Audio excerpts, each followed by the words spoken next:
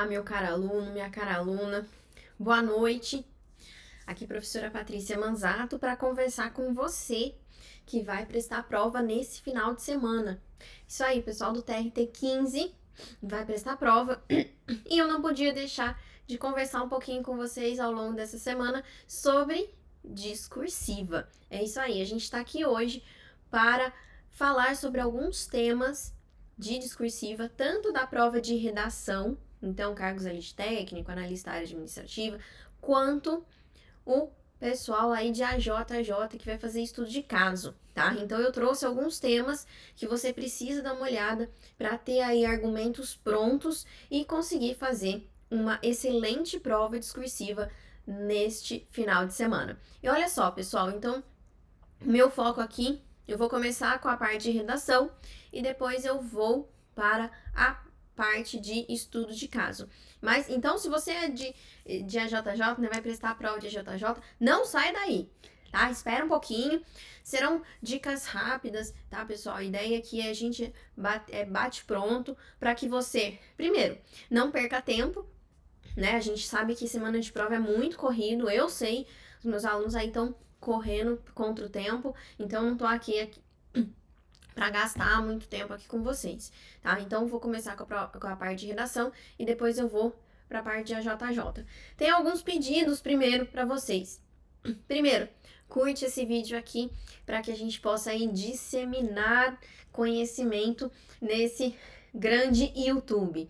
E também vou pedir para você, se você conhece um aluno, um colega, enfim, que vai prestar essa prova no domingo, compartilha com ele também essas informações, afinal de contas elas são de grande valia para você aí neste domingo. Então, bora lá conversar aqui sobre os temas quentes para o TRT 15, tá? E primeiro, gente, eu não posso deixar, tá, de falar com vocês sobre a proposta de redação. O que vem a ser essa proposta de redação para a FCC?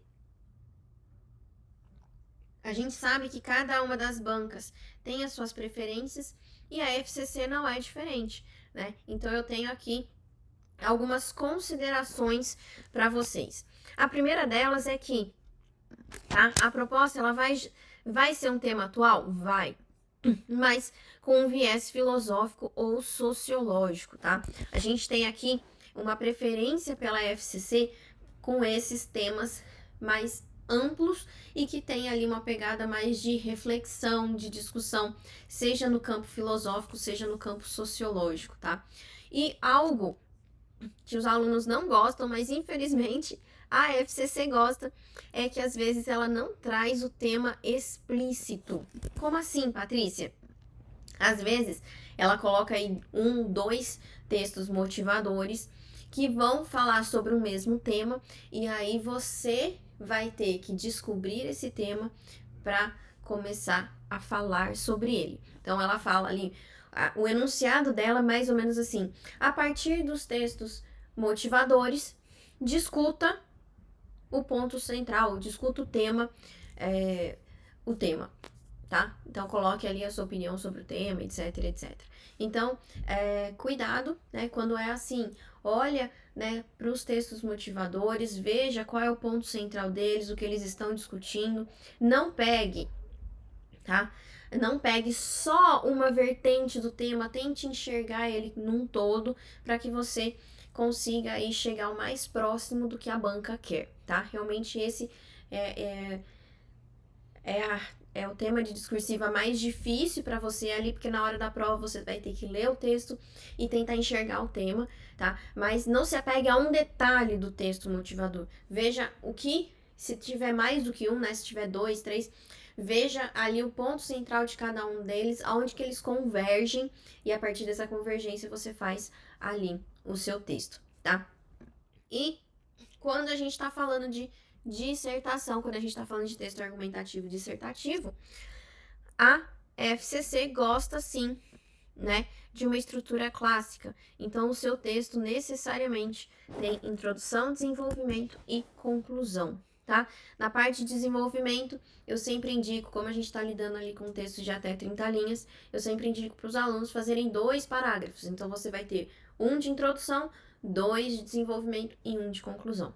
Essa é a redação, gente. Mas agora, falando um pouquinho com o pessoal ali de AJJ, ou se você, né, não é de AJJ, mas está aqui nesse vídeo, né, então para você que vai fazer estudo de caso, o que você precisa saber? A FCC, ela traz um estudo de caso a partir de temas do cotidiano do cargo, tá? Vou, por exemplo, dar 2 exemplos aqui para você. O pessoal de AJJ caiu lá no TRF3 uma questão de previdenciário, né, que falava sobre um caso que poderia vir a ser claramente uma ação a ser interposta dentro do TRF, tá? Então, a minha indicação para você é que, como a gente está lidando com 2 textos, com 2 estudos de caso, ela vai tratar de possíveis temas que você vai ajudar o juiz, que você vai ajudar o desembargador. Então, temas assim que poderiam claramente ser uma ação, tá? Essa é a ideia. O pessoal ali, por exemplo, de comunicação, que eu lembro bem de um dos últimos temas de comunicação, inclusive que caíram no TRT15, que é a última prova do TRT15, inclusive foram para cargos específicos, inclusive a comunicação.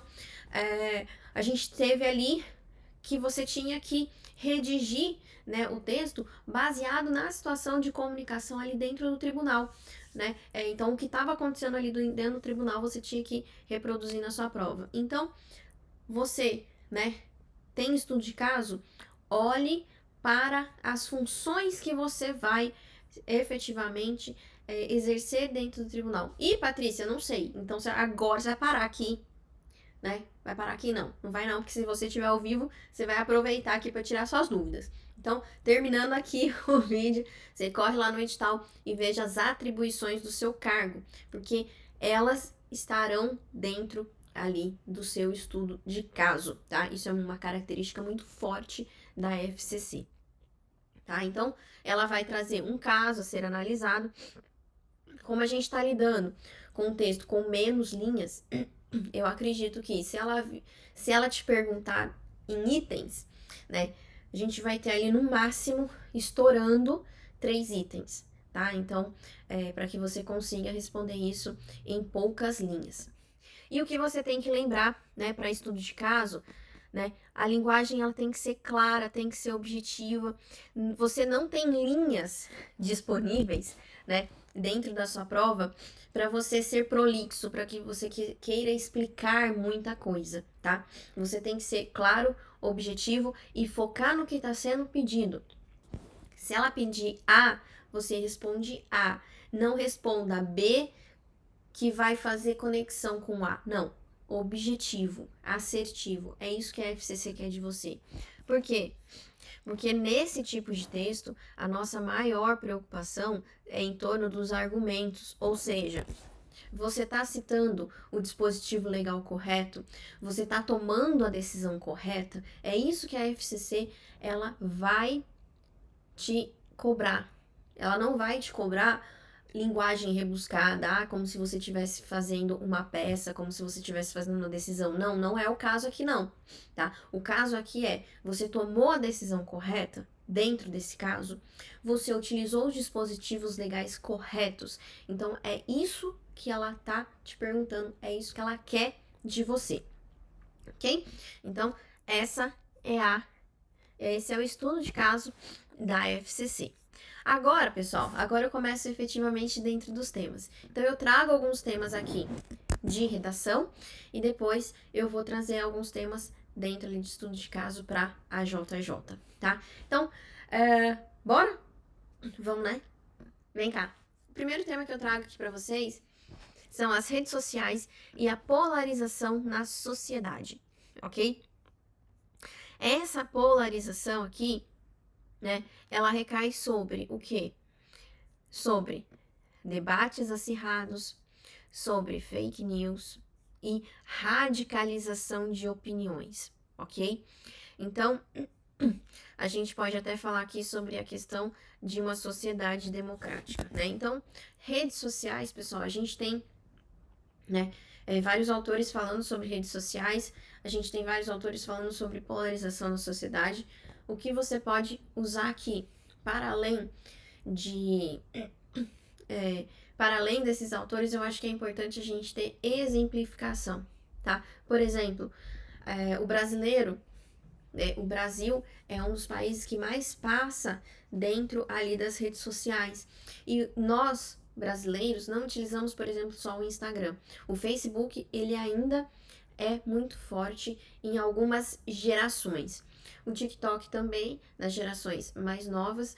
Então, mas basicamente ali, em termos de números, né, nós temos ali muito uso de Facebook e Instagram. E a questão da polarização do quê? Polarização de ideias, polarização de atitudes, que isso leva aos extremos, né? Acho que falar sobre extremos é importante, né? Usar inclusive essa palavra, né? Que a polarização, ela caminha para o extremismo. E aí a gente tem o quê? Fake news, a gente tem radicalização de opiniões, a gente tem uma mudança de postura, inclusive, frente à rede social. Quando a gente tinha Orkut, por exemplo, né? Sim, eu sou da época do Orkut. Quando a gente era da época do Orkut, a gente tinha ali comunidades, a gente tinha a formação de grupos. E esses grupos eram por afinidade. Né? Então, se eu gosto de bola amarela, eu vou pro grupo de bola amarela. Se eu gosto de jogar tênis, eu vou pro grupo de jogar tênis. E assim sucessivamente. Hoje, o que a gente vê? A gente vê as pessoas se afiliando a grupos opostos do que ela pensa, justamente para fomentar essa radicalização de opiniões. Então, justamente, às vezes, as pessoas entram para brigar no grupo. Então, o grupo de bolas amarelas, quem gosta de bola azul, quem gosta de bola vermelha, quem gosta de bola pink, entra justamente para polemizar. E aí para polarizar essas opiniões e aí criar um embate grande. A gente tem visto cada vez mais isso. Por quê? Porque a gente tem uma necessidade ali das pessoas de discutir e de entender que o que eu estou pensando é uma verdade absoluta. Tá? Então, inclusive dentro do campo da filosofia, a gente fala que existem, né? Embates, a gente tem discussões e conflitos. Tem isso dentro do campo da filosofia. As discussões, elas levam a uma evolução, a uma melhoria, porque eu entendo os dois lados, né? Eu estou defendendo o meu lado, mas eu tenho um respeito pelo seu lado. O conflito dentro do mundo filosófico, ele não leva a uma melhoria, uma evolução, ele leva à guerra. O conflito é a necessidade de um lado estar correto e o outro estar errado, né? A polarização entre certo e errado. Então, isso você pode, inclusive, levar para a sua prova, né? Em termos de argumento, né? Discussões não são conflitos. Discussão leva a uma evolução e leva a um entendimento em conjunto. O conflito, não. O conflito, ele necessariamente... quem entra no conflito quer que o seu ponto esteja certo e que o do outro esteja errado. E aí a gente acaba realmente chegando em embates que brigam de frente, né? Vão de frente a uma sociedade democrática, por exemplo. Ok? Segundo tema de redação. Educação digital no Brasil. A gente pode falar nesse sentido de desigualdade de acesso à internet. Nós temos aí um país enorme que, infelizmente, não tem acesso à internet na mesma qualidade ou na mesma proporção em todos os cantos, tá? A gente tem os embates de gerações, né? E isso nos leva a uma necessidade de letramento digital. Aqui eu vou até parar porque é o seguinte, gente. Hoje, né, a gente tem gerações distintas convivendo no mesmo tempo, no mesmo espaço, ali nas mesmas situações. Ah, Patrícia, mas a gente sempre teve isso. Sim, a gente sempre teve isso, mas a gente nunca teve, né, na história, a gente nunca teve um momento histórico em que gerações gerações em curtos espaços de tempo, com mentalidades tão diferentes em termos de evolução digital. Porque, por exemplo, eu vou pegar, nós temos aqui as gerações, ali a geração, vou colocar a geração Z, por exemplo. A geração Z, ela é uma geração que não é nato digital, mas que viu uma evolução, que viu o telefone que discava e hoje lida com smartphones, com acesso à internet, com acesso a qualquer tipo de informação e que ele faz tudo menos ligação praticamente, né? A gente pouco usa o telefone para fazer ligações. Então a gente teve a geração Z, ela passa por tudo isso.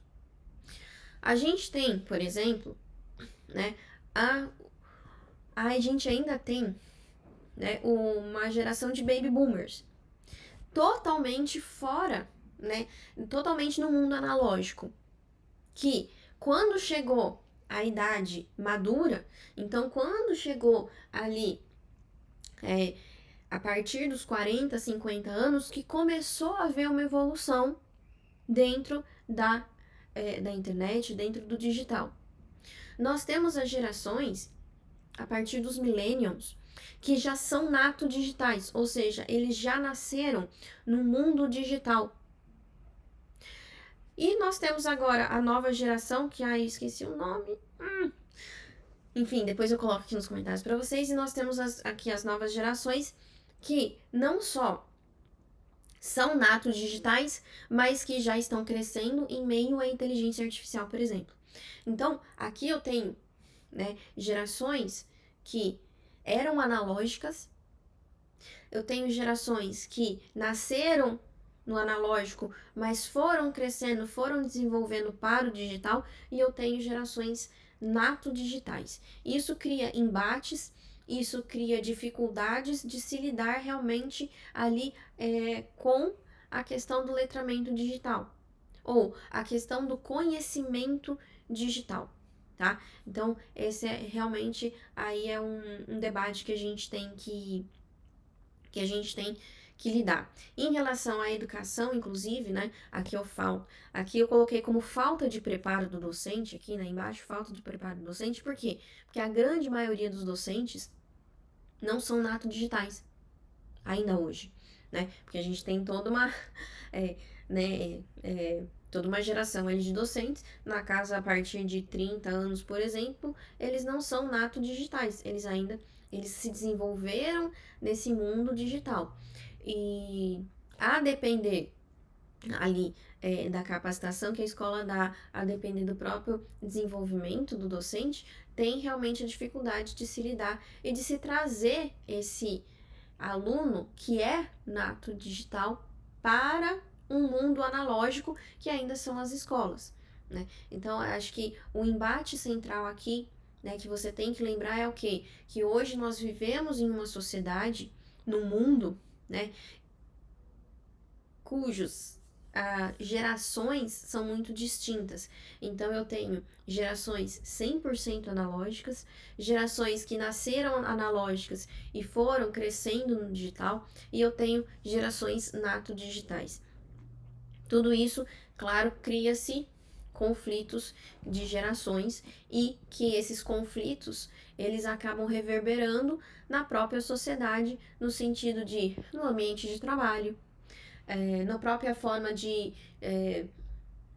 se conviver, na própria forma de você interagir entre si, tá bom? Então, aqui, educação digital, a gente tem que lembrar, então, desses aspectos importantes.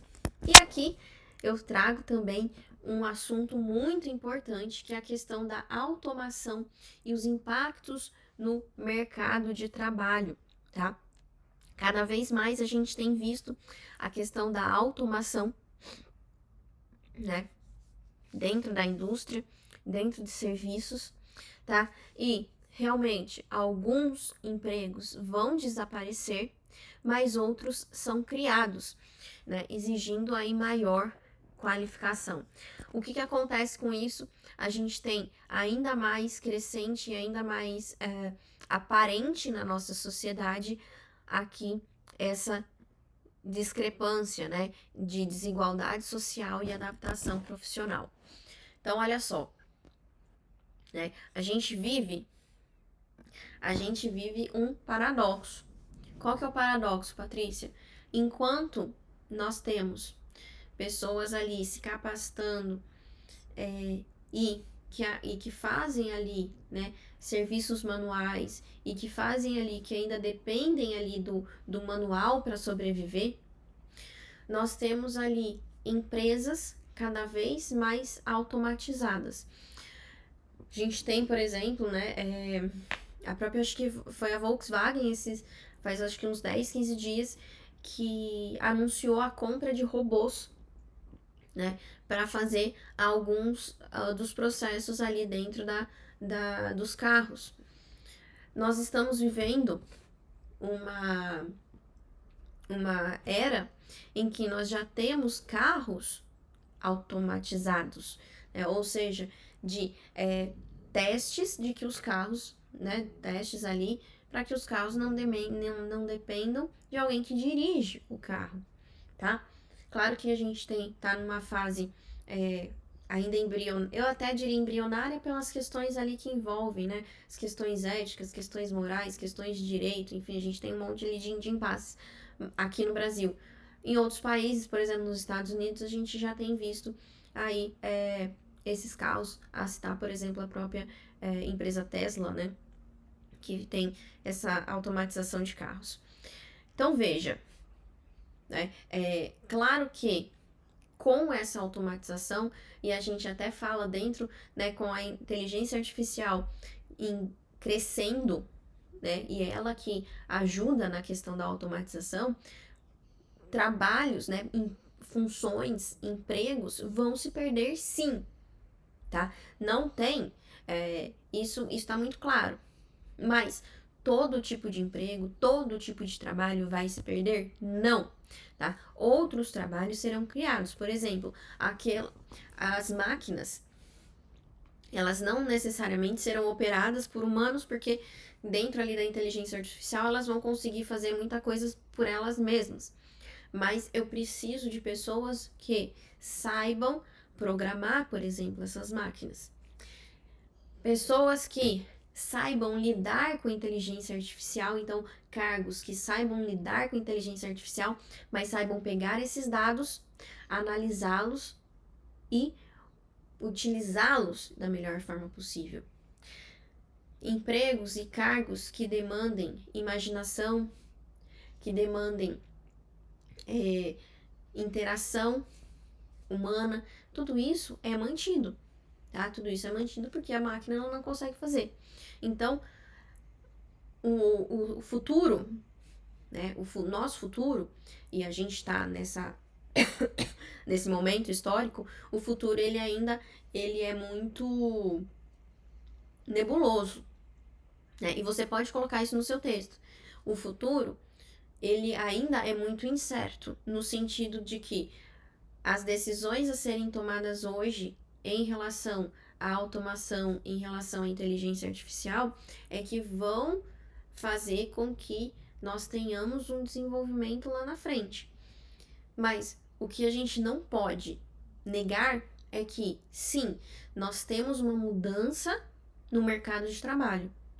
E essa mudança ela constitui uma necessidade de repensar o mercado de trabalho, tá? Não sou eu, não é você que vamos redefinir esse mercado de trabalho.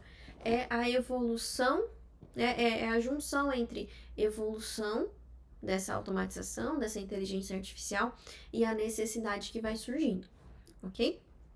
E, sim, infelizmente, nós sabemos que quanto mais tecnologia, quanto mais desenvolvimento tecnológico, maior é o gap, maior é o espaço entre as diversas classes sociais. Porque a gente sabe que as classes menos favorecidas demoram muito mais a ter acesso a todo esse conhecimento, a ter acesso à própria capacitação que vai levar a esse mundo automatizado e esse mundo da inteligência artificial, ok? Então, vou só voltar aqui para vocês mais uma vez sobre esse último tema aqui de redação, ok? Agora, pessoal, eu quero conversar um pouquinho com o pessoal de AJJ, né? Então, estudo de caso dos analistas da área judiciária. Pessoal, olha só. Saber os temas de direito do trabalho e processo do trabalho é assim, é pressuposto, é pré-requisito para essa prova. Óbvio que você está dentro da justiça do trabalho, claro. Mas tem alguns temas aqui que eu trouxe que tem a ver com a justiça do trabalho, tem a ver com o processo, com a ação, e que às vezes a gente deixa escapar na hora do estudo. Então, os temas quentes aqui de AJJ para esse estudo de caso é mais para chamar a atenção de vocês. Olha, isso daqui, às vezes você não está olhando para isso daqui, você não fez uma revisão legal sobre isso daqui, mas pode ser ali que venha cair na sua prova, ok? Então, o primeiro é um assunto de direito civil que eu trago para vocês, que é a questão da desconstituição da personalidade da pessoa jurídica, tá? Então, você tem que lembrar o quê? Você tem que lembrar, tá? Quando ocorre, quais situações que eu posso fazer essa desconstituição e as implicações no direito do trabalho. Por exemplo, tá? Por exemplo, aqui, pode vir na sua prova um caso assim que a empresa A foi comprada pela empresa B. Então, o que você tem que lembrar? Qual o momento, qual situação que eu posso desconstituir essa PJ? E não só isso, né? Vou um pouquinho além aqui nesse assunto, mas em que momento os acionistas, né, ou os sócios da empresa A que foi comprada,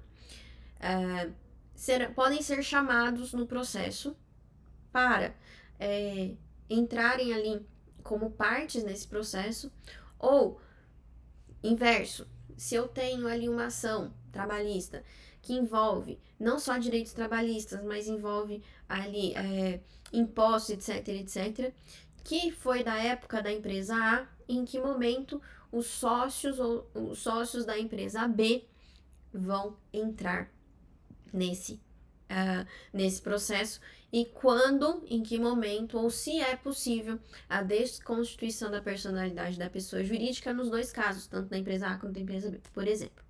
Ok? Então, esses assuntos têm que estar muito claros na sua cabeça. Então, pensa comigo. Eu tenho essa ação, né? Eu tenho ali direitos trabalhistas a serem cobrados, eu tenho impostos a serem cobrados. Posso desconstituir? Em que momento e como que eu vou fazer isso, tá? Esse assunto aqui de direito civil, ele é um assunto que está bastante em voga, ele está bem crescente, então acho que tem que olhar com bastante cuidado para ele. Segundo, processo civil, tá? Recursos. Qual que pode ser a historinha aqui, né?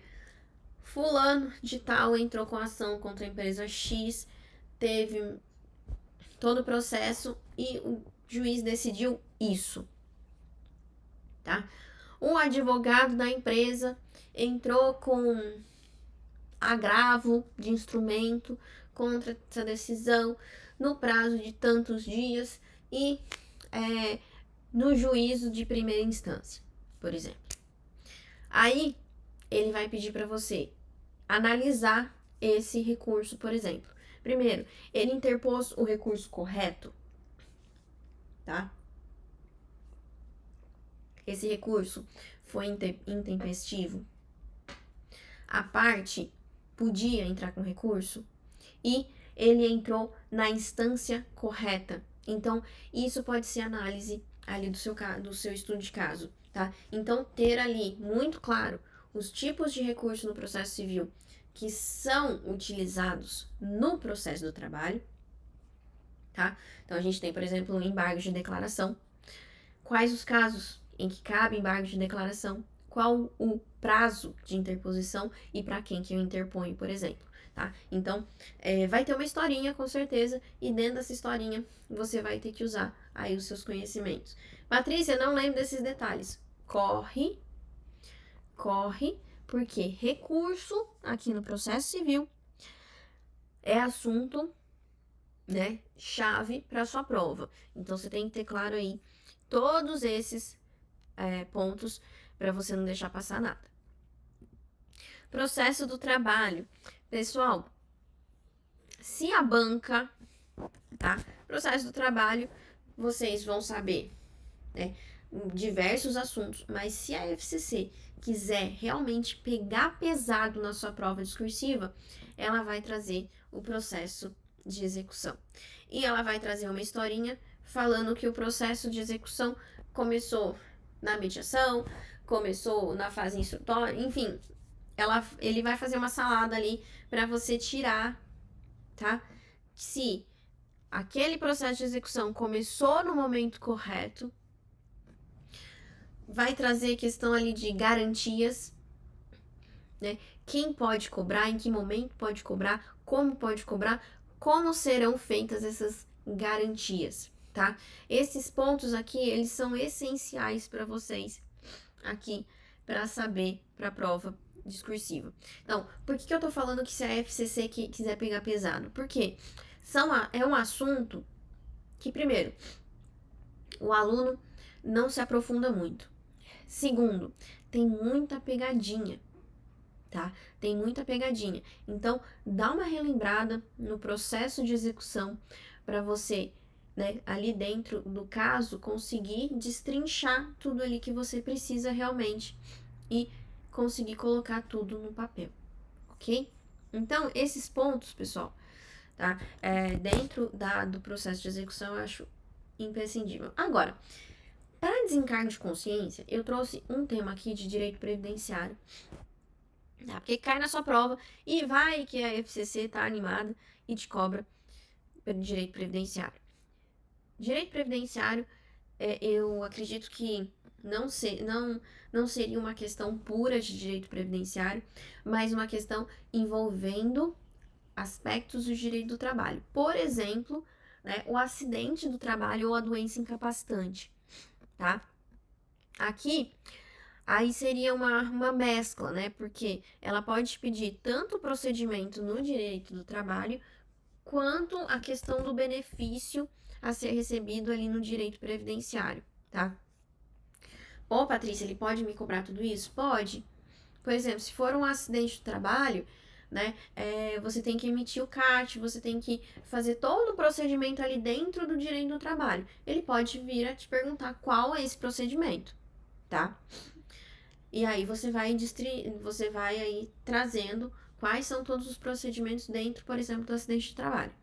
E depois, né, sai a figura do direito do trabalho e entra o direito previdenciário. Por exemplo, acidente do trabalho, ao que o trabalhador tem direito efetivamente, qual tipo de benefício.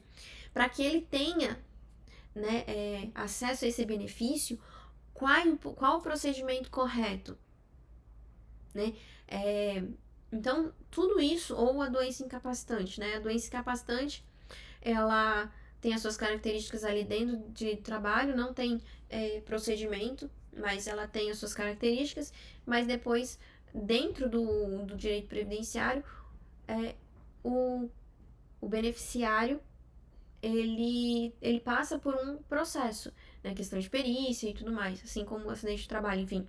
Mas que você tenha em mente esses procedimentos, tá? Para que você consiga aí fazer um passo a passo dentro da questão, tá bom? Esse tipo de questão eu acho uma questão também bastante difícil. Normalmente, tá? A gente não tem questões discursivas tão elaboradas assim, no sentido de ser tão difícil, mas a gente tem que estar preparado, tá? A gente tem que estar preparado para casos um pouquinho mais difíceis que venham a ser cobrados e para que vocês realmente já comecem a pensar nesses assuntos antes, efetivamente, da sua prova, para você chegar lá e conseguir fazer a sua melhor prova. Então, gente, eram esses os temas que eu tinha para tratar com vocês hoje, dentro ali da discursiva do TRT15. Eu espero que vocês façam a sua melhor prova, tanto objetiva quanto discursiva nesse final de semana, que vocês consigam chegar até a aprovação nesse concurso. E para isso eu sei que vocês estão se dedicando ao máximo, né? E se dedicar ao máximo faz parte do processo. Mas eu quero deixar aqui, só pra gente finalizar, uma inspiração aqui para vocês. E o sucesso só acontece pela constância. A aprovação só acontece pela constância. Um passo de cada vez, um dia de estudo por vez. Faça isso repetidamente que você alcançará a aprovação. Então eu tenho certeza que você tá cansado, tá esgotado, tá dando o máximo de si. Mas é um passo de cada vez, é um dia de cada vez. Hoje tá sendo difícil, mas faz o seu melhor. Amanhã vai ser difícil, faça o seu melhor. Para no domingo você conseguir fazer o que tem que ser feito. Não tô falando para vocês fazer o perfeito, não. Você só precisa fazer o suficiente para ser aprovado, tá bom? E eu acredito que você vai lá e você vai fazer o seu melhor. E é isso, pessoal. Então, mais uma vez, não se esqueça, gostou dessa aula? Deixa sua curtida aqui. Comenta depois da prova. Depois da prova você volta aqui. Patrícia, você me ajudou. Esse tema aqui, aquele tema ali, comenta aqui, volta aqui. E não esquece de compartilhar também com os seus amigos, colegas que farão essa prova, para que eles também tenham a chance de conquistar a aprovação. Gente, excelente noite para vocês. Grande beijo e até mais.